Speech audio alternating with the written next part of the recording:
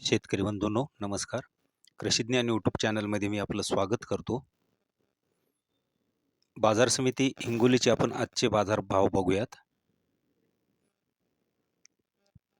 हळद कांडी किमान दर आहे 13,940, कमाल दर आहे 16,090 आणि सरासरी दर आहे 15,015 रुपये प्रति क्विंटल.